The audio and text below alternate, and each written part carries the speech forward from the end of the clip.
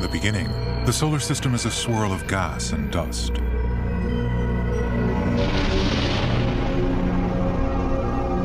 Little by little, it clumps together, smaller chunks of material plunging into larger aggregations.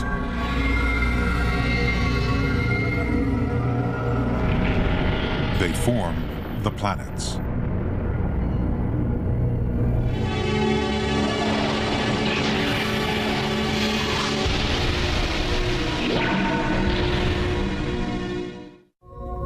A giant star is dying. It explodes as a supernova, the shockwave blasting through space toward a cloud of hydrogen. The cloud collapses, forming rings of gas and dust. At the core, a nuclear furnace fires up.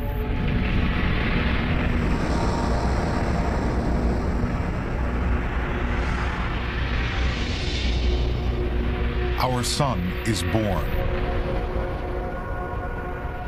So too, the 9 planets of the solar system.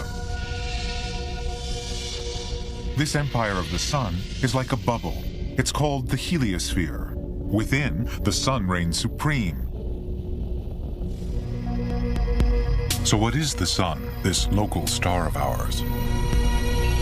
Deep inside, at 27 million degrees Fahrenheit, it's a nuclear reactor turning hydrogen into helium. Each second, the sun loses 4 million tons of mass, matter that's unleashed as energy. Slice open the sun, and we see the path of that energy. From the white-hot core, it takes 1 million years to reach the surface. It takes just 8.5 minutes for that same energy to speed the 93 million miles to planet Earth, energy we call sunlight. By analyzing its spectrum, especially the pattern of dark bands, astronomers discover the composition of the sun. It's 73% hydrogen, 24% helium, plus a sprinkling of heavier elements.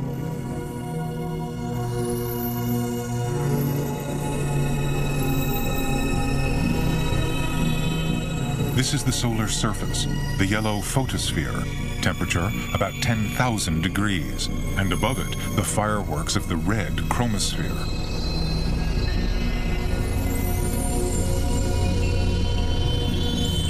We look down on the photosphere, gas boiling up to the surface, cooler gas descending, each bubble the size of Texas.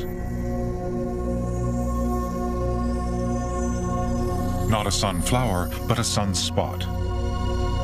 Such blemishes periodically pock the sun. They're cooler than the surrounding photosphere. This one could swallow Earth. A group of sunspots.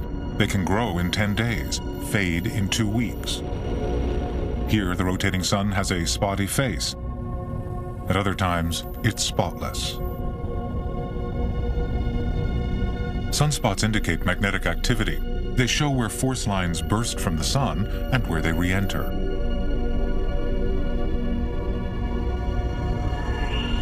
The sun is like a garden sprinkler, swirling vast magnetic loops.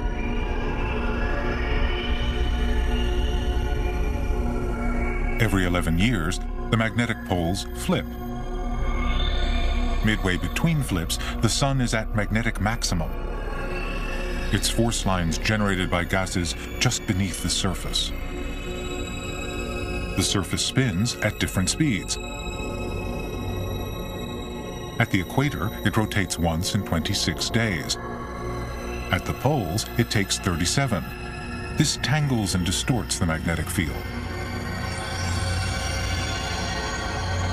The result is a seething ocean of energy, our star unmasked. Within the chromosphere, the inner atmosphere of the sun, arcs of gas sweep around magnetic force lines. Prominences leap into space, forming arches 30,000 miles high. Eruptions spew from the granulated surface.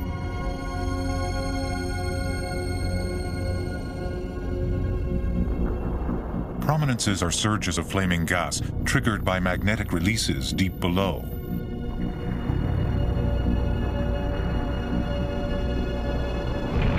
These are major prominences, jets licking up to 60,000 miles. Tiny Earth is set in to scale. But flares are more violent. They eject with the energy of 10 million hydrogen bombs. A flare blasts ripples across the solar face. The outer atmosphere of the sun, the corona, is visible at a total eclipse when the moon obscures the solar disk. The corona is hot, nearly 4 million degrees, and it dances a magnetic jig. Convulsions on the solar surface shape the activity above. From the sun, that searing pivot of the solar system, it's an average 36 million miles to Mercury. Outwardly, Mercury is like our moon, rocky, cratered, barren. But inside, like Earth, is an iron-rich core. That core is as big as the moon, and at 70% iron, Mercury is the densest planet of all. Mercury is battle-scarred, scorched and irradiated by the nearby sun, an ancient landscape of craters, cracks, and basins. This is one side of Caloris, the site of an impact that gouged a multi-ringed basin 800 miles wide.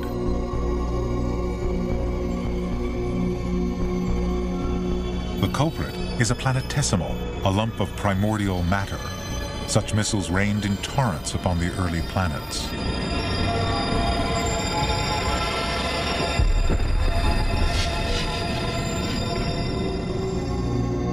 Mercury is riven with cracks, many of them the result of the Caloris impact.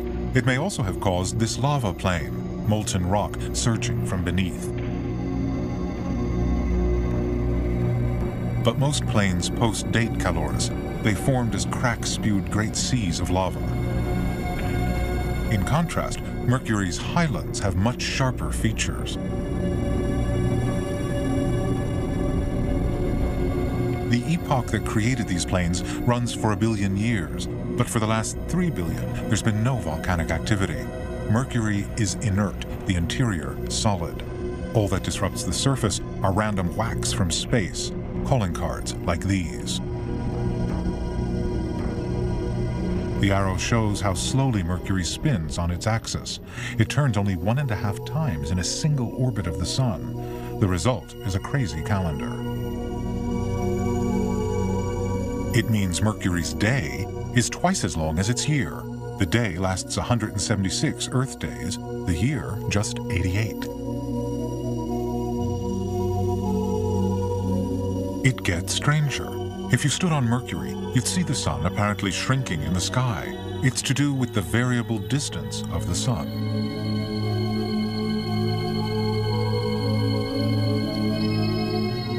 For the planet has an elliptical orbit. The sun appears larger when Mercury swings close, far away, and it's half the size. The result on the planet is a double sunrise.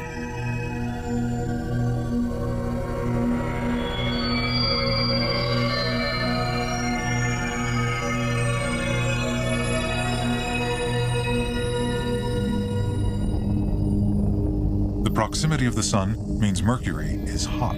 At midday on the equator, it can hit 810 degrees Fahrenheit. The planet has a temperature range of nearly 1100 degrees, the greatest in the solar system. At midnight, on the dark side, it can be as cold as -270. With a diameter of just under 3,000 miles, Mercury is the smallest of the inner planets. It has an atmosphere so rarefied as to barely exist, a magnetic field just 1% of Earth's. Venus, the veiled planet.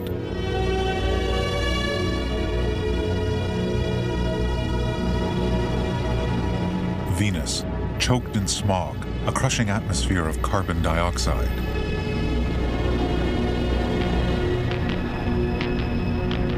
Venus, shaped by volcanoes.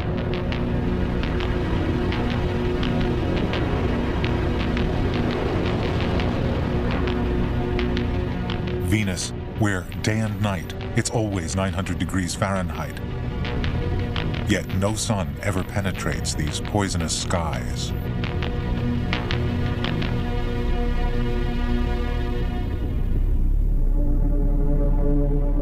Venus is a puzzle. It rotates just once in 243 days, yet clouds race around the planet in 4. And with a diameter of more than 7,500 miles, Venus is almost the size of Earth. But few twins are so different. Once, Venus may have been like Earth, with oceans, continents, and clear blue skies. So what befell this unhappy world? What clouded its face?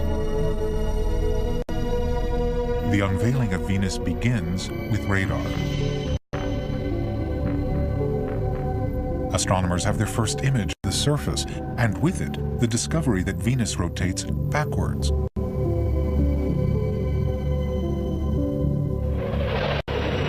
(1966), and the Soviet Union starts sending landers through the clouds, the Venera missions. They detect an atmosphere 90 times denser than Earth's. Several craft are crushed. But a soft lander grabs these pictures. These are fractured slabs of lava. It seems Venus is massively volcanic. The images are beamed to Earth moments before the cameras frazzle, for machines don't survive here, much less human beings. If we ever reached the surface, we'd be instantly crushed. And to add to the horror, the upper clouds are bathed in sulfuric acid. Venus, rendered on computer. Heights are exaggerated and color guessed at, but otherwise the features are accurate.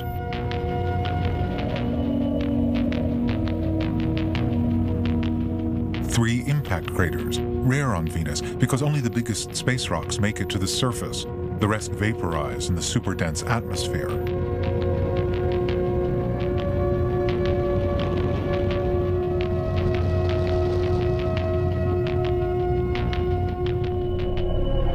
Volcanoes with radiating lava flows.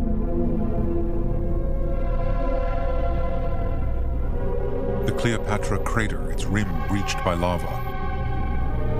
Everywhere evidence of volcanic activity.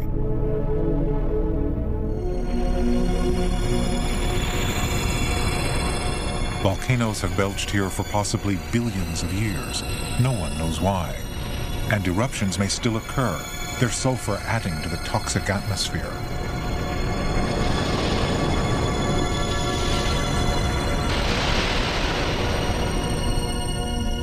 Lava relays the surface time and time again. Many parts only solidify within the past 500 million years. And despite the volcanoes, Venus is remarkably flat, like an ocean bed smoothed by the motion of currents.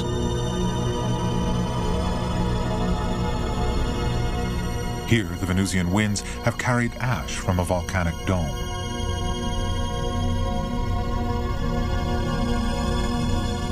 These upwellings of lava seem squashed by the sheer weight of the atmosphere. Pancakes in a barrel of syrup.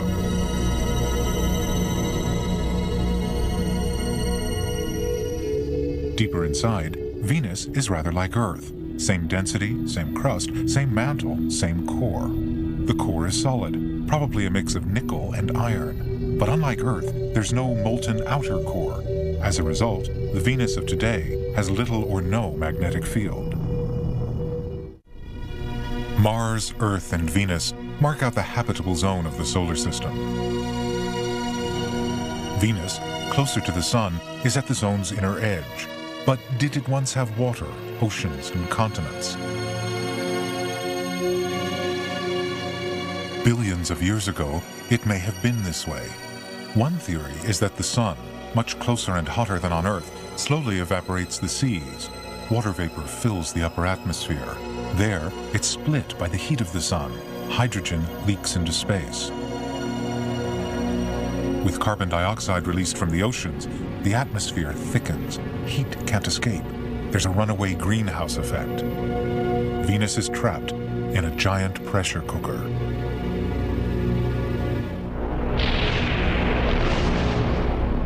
In the ferment of the early solar system, Earth has neither life nor water. It's a molten rock. 4.5 billion years later, and the heaviest elements have sunk to the center. The inner core is solid iron and nickel. Around it is the molten outer core. Around that, the mantle.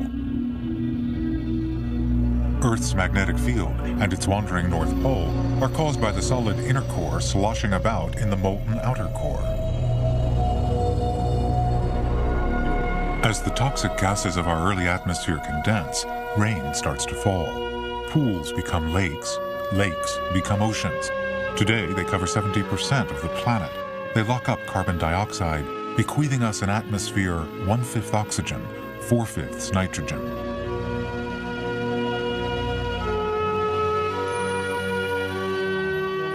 And other forces are at work. By night, the stars seem to travel across the heavens, but it's an illusion. It's the effect of Earth spinning on its axis, a 24-hour rotation that gives us day and night.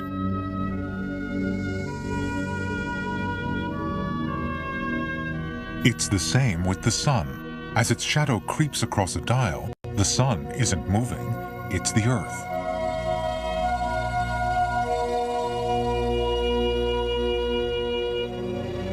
Day and night would always be the same length if the axis of our planet weren't tilted 23 degrees from the vertical.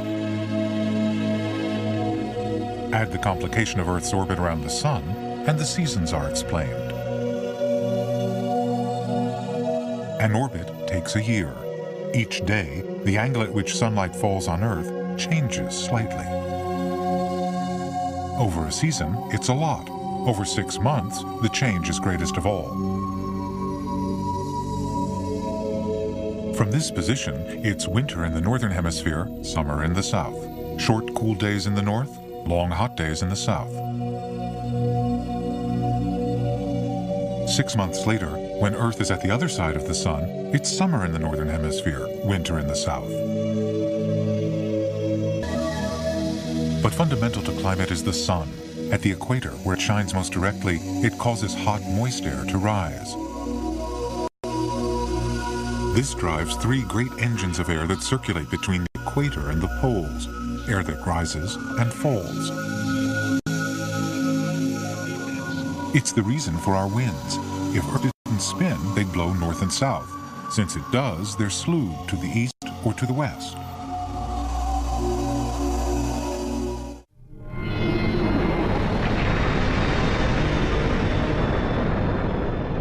A ring of debris orbits our red-hot proto-Earth after the impact of a planetesimal nearly half our size. This collision is thought to have formed the Moon. It solidifies into a mare, a sea of dark rock.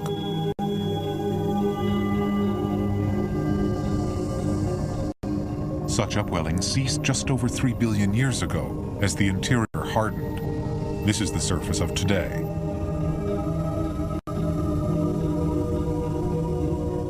Uneroded by wind, water, and bare of vegetation, it is a stark record of impact after impact after impact. At more than 7,900 miles, Earth is nearly 4 times as wide as the Moon and 80 times as massive. Fly to the Earth. But tidal drag is slowing that spin. Simultaneously, Moon and Earth are pulling apart. Ultimately, our planet will spin only once every 47 days.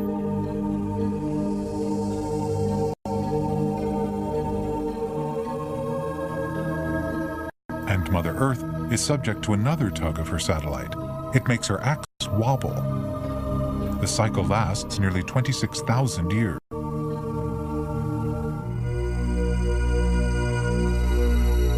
Sunup on Mars, the dusty red planet.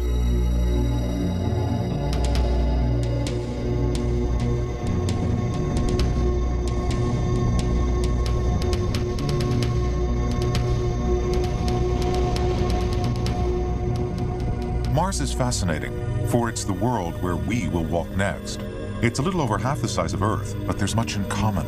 Mars has an atmosphere, seasons, and a day of 24.5 hours. But the red planet is bitterly cold, at best just above freezing. The sun is at an average distance of 142 million miles. One solar orbit takes 687 days.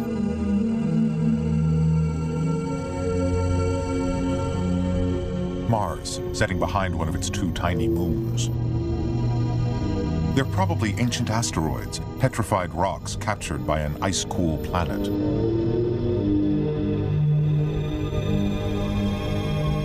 Geologically, Mars has a divide. To the south, older cratered terrain. To the north, younger lava plains. For when dust storms kick up on Mars, they can last for weeks and envelop the planet.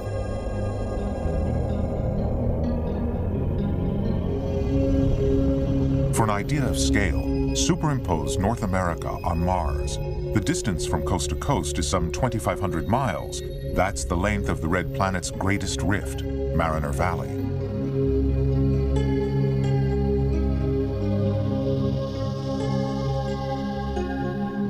We take a second look, but from closer to the surface. Skimming the craters of the southern hemisphere, we turn west to fly the largest geological fault in the solar system, Mariner Valley.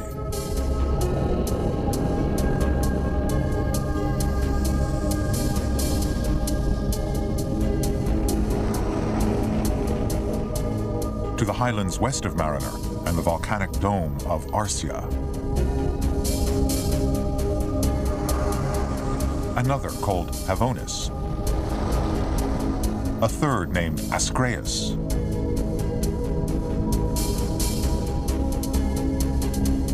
But this is the volcanic peak that tops them all, Olympus Mons. Rising over 16 miles, Olympus Mons is 3 times the height of Mount Everest. These cliffs alone are nearly 4 miles high. Olympus Mons is the biggest volcanic peak in the solar system.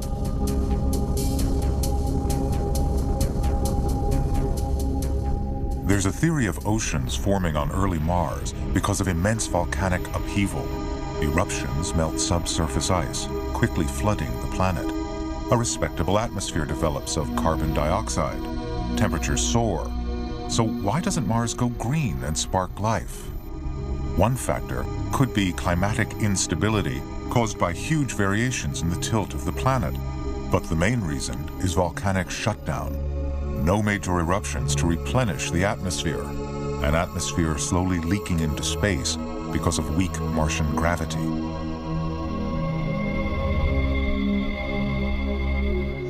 Could microbes survive here, bereft of warmth and water? And could we? Is this dusty world a place for human beings? Only time will tell.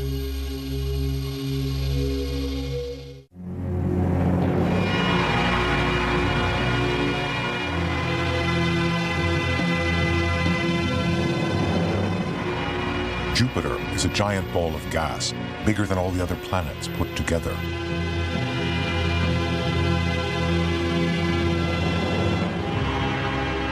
Jupiter spins like a top. It has the shortest day of any planet, turning once on its axis in less than 10 hours.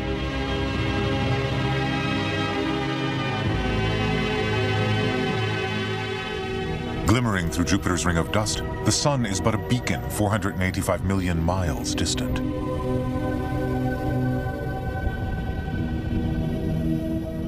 So remote that it takes Jupiter nearly 12 years to orbit the Sun. Jupiter dwarfs our planet.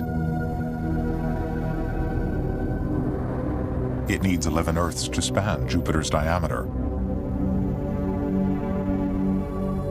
and over 1,300 to fill its volume.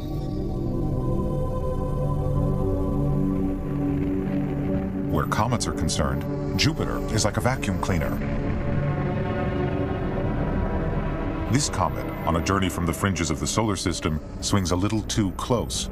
It's captured by Jupiter's gravity. Subject to forces hundreds of times greater than the pull of the Moon on the ocean tides of Earth, the comet fragments.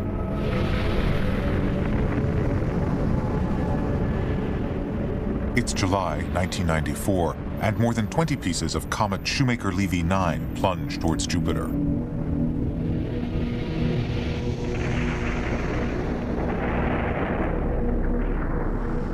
Jupiter is 90% hydrogen, the rest mainly helium. Haze tops the atmosphere. Then crystals of ammonia, ammonium hydrosulfide, water ice, and droplets of water and ammonia. Deeper, hydrogen and helium, liquid hydrogen, metallic hydrogen, and a rocky core. It's that liquid metallic hydrogen that generates Jupiter's magnetic field. This donut-shaped zone buzzes with electrified particles. But Jupiter's magnetosphere stretches much farther. After the Sun, it's the biggest entity in the solar system. And where the solar wind funnels toward the planet, auroral halos display around the poles as charged particles interact with the upper atmosphere.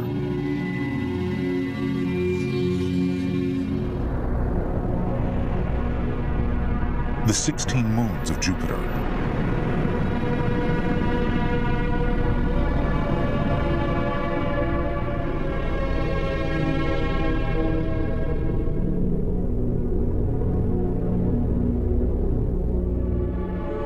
Io is the most volcanically active body in the solar system.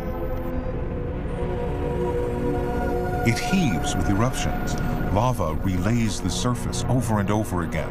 Plumes feed the sulfurous atmosphere. Ganymede. At minus 240 degrees, the icy crust is more than 50 miles thick. Ganymede is the largest moon in the solar system, bigger even than the planet Mercury. Beneath the crust, a mantle of slush, then a layer of rock and ice surrounding a silicate core. Almost Ganymede's double is this moon, Callisto, except for the craters. They record eons of bombardment, the greatest impact site, a vast ringed basin. If there's extraterrestrial life in the solar system, it could be here, on Europa. Smooth and cracked like an eggshell, there's a theory that the whole moon is an ice-covered ocean, a possible medium for life.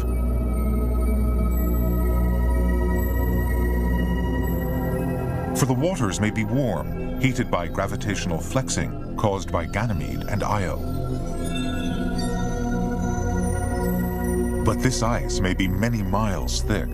To penetrate the ocean and search for organisms must await a landing. Nevertheless, the grooves and fissures that network the surface are cause for hope. They're reminiscent of frozen oceans on Earth and what life teems beneath their ice.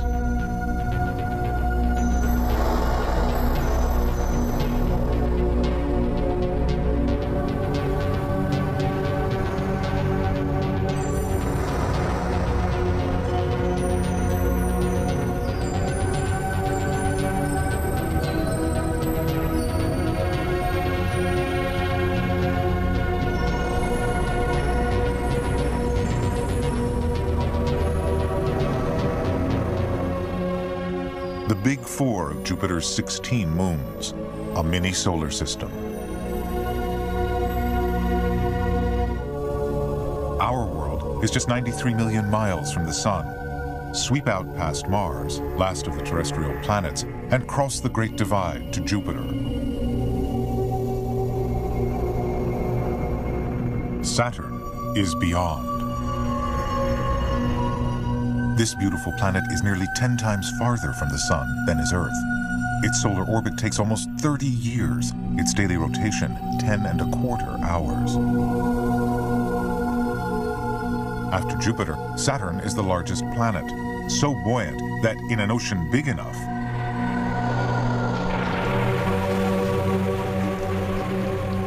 Saturn would float. Yet it could swallow Earth nearly 750 times. Like Jupiter, Saturn is gas, 94% hydrogen, the rest mainly helium, and it has similar weather bands, but haze makes them hard to see. Saturn's atmosphere has 5 layers, with haze at the top. Then crystals of ammonia ice, ammonium hydrosulfide, water ice, and water droplets. Deeper to hydrogen and helium, then liquid hydrogen, metallic hydrogen, and a rocky core. From afar, the rings of Saturn are like gossamer.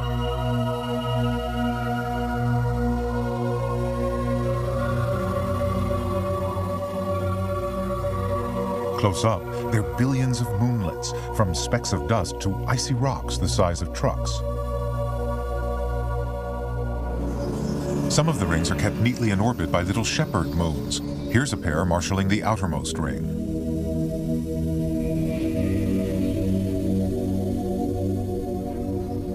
This moon, called Pan, orbits within the Encke division.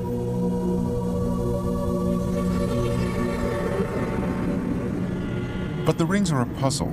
They may be the debris of pulverized space rocks, too close to the planet to clump together as moons.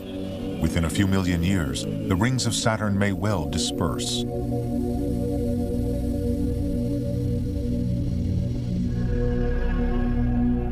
Saturn's biggest moon, larger than the planet Mercury, is discovered by telescope in 1655 by the Dutch astronomer Huygens.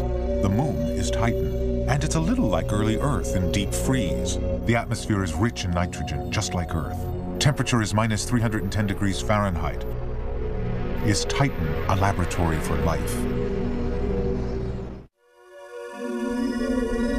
Seventh planet from the Sun, and orbiting on a strangely tilted axis, Uranus inhabits the twilight zone. Uranus is a gas giant with rings and moons. This one, Miranda, is the rough diamond of the solar system, a rocky little ice chip with cliffs taller than Mount Everest.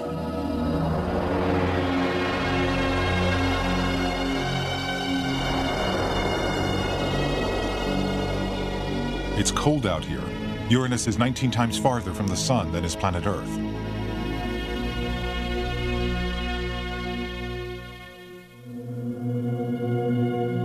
(1977). A star winks as it passes behind the planet. The winks reveal the rings of Uranus. Astronomers count 9. Subsequently, 11 are confirmed. They emphasize the severe tilt of the planet, all of 98 degrees. Uranus orbits on its side. With a diameter of over 31,700 miles, it's far larger than Earth.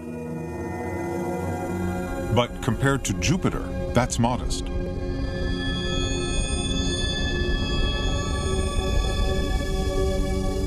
The moving arrow shows the odd angle of the magnetic field through Uranus. Compared to the rotational axis, the magnetic axis is offset by 60 degrees.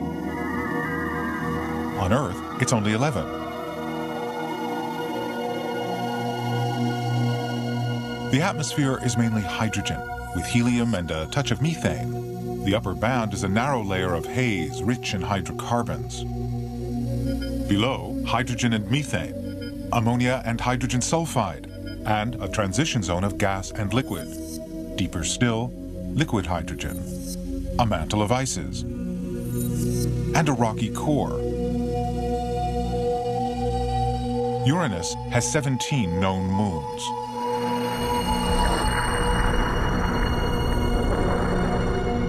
One of them, Miranda, is shattered early in its life. Some of the debris forms the rings of Uranus. The rest reassembles into Miranda Mark II. That's the theory. It's unproven, but it does explain the rings. Or perhaps Uranus is struck by a body the size of Earth. That could account for both the icy rings and the tilted axis. Either way, the chaotic contours of Miranda are like a moon reconstructed.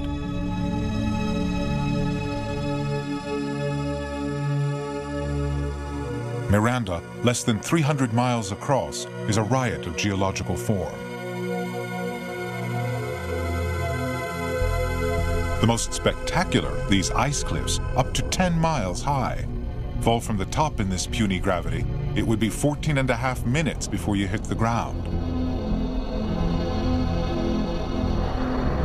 Uranus, where a day is 17.25 hours and an orbit of the Sun takes 84 years.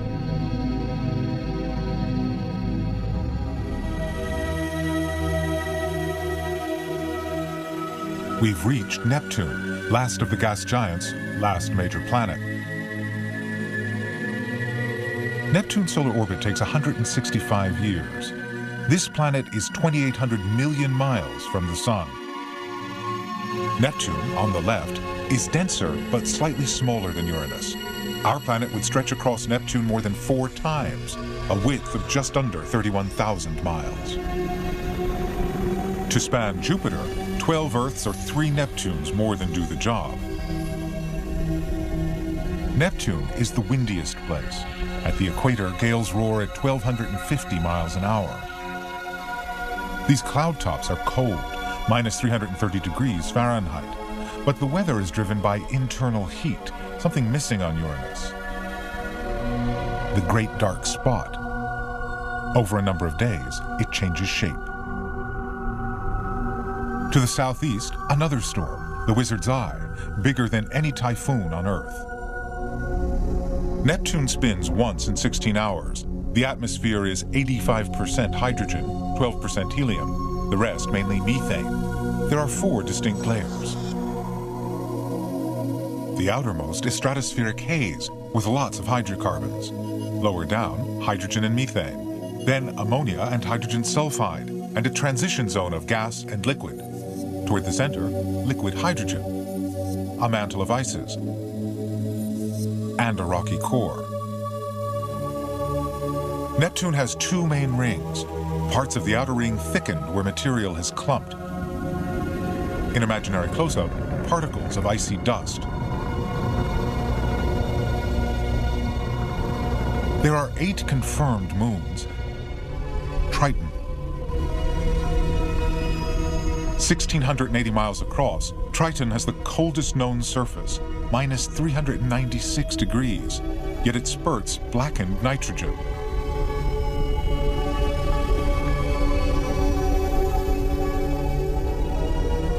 These geysers shoot 5 miles high, their plumes carried downwind in the wispy atmosphere.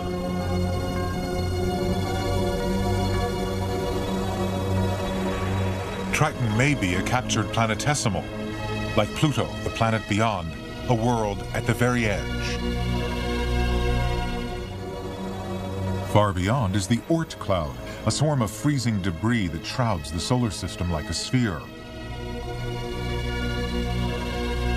Closer in is more icy trash, the Kuiper Belt.